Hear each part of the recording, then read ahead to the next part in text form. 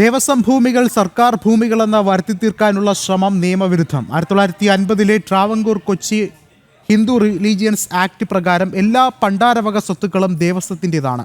സർക്കാർ ഭൂമിക്ക് ലഭിക്കുന്ന അതേ സംരക്ഷണവും HRA ആക്ട് ഉറപ്പുവരുത്തുന്നുണ്ട്.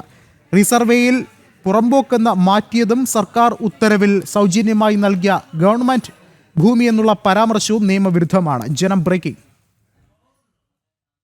ദേവസ്വം ഭൂമികളെല്ലാം ഗവൺമെന്റ് ലാൻഡാണെന്നാണ് 2023 പുറത്തിറക്കിയ ഉത്തരവിൽ സർക്കാർ അവകാശപ്പെടുന്നത്. കേരളത്തിൽ അങ്ങോളം ഇങ്ങോളം ആയിരക്കണക്കിന് ഹെക്ടർ ദേവസ്വം ഭൂമികൾ റീസർവേയിൽ സർക്കാർ പുറമ്പോക്കാക്കി മാറ്റുകയും ചെയ്തു. ദേവസ്വം സ്വത്തുക്കൾക്ക് നിയമപരിരക്ഷ ഉറപ്പുവരുത്തുന്ന 1950 ട്രാവൻകൂർ കൊച്ചിൻ ഹിന്ദു റിലീജിയൻ ആക്ട് പൂർണ്ണമായും ലംഘിച്ചാണ് സർക്കാരിന്റെ ഭൂമികൊള്ള.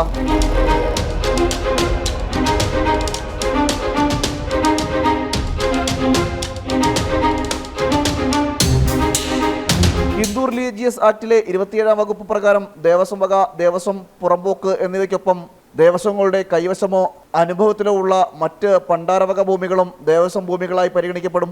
1922 ഏപ്രിൽ 12 ശേഷം ഷെഡ്യൂൾ 1 ഉൾപ്പെട്ടിട്ടുള്ള എല്ലാ പണ്ടാരവക ഭൂമികൾക്കും ഈ നിയമം ബാധകമാണ്.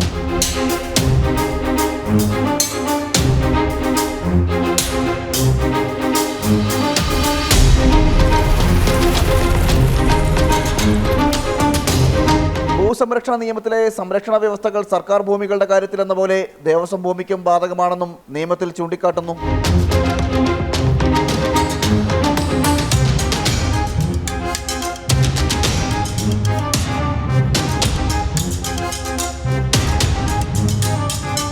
ദേവസ്വം ഭൂമികൾക്ക് നിയമപ്രകാരം തന്നെ സംരക്ഷണം നിഷ്കർഷിച്ചിട്ടുണ്ടെന്നാണ് ഈ വകുപ്പുകൾ വ്യക്തമാക്കുന്നത്. നിയമപ്രകാരം പ്രായപൂർത്തിയായിട്ടില്ലാത്ത ദേവന്റെ സ്വത്ത് എന്ന നിലയിലും സംരക്ഷണമുണ്ട്.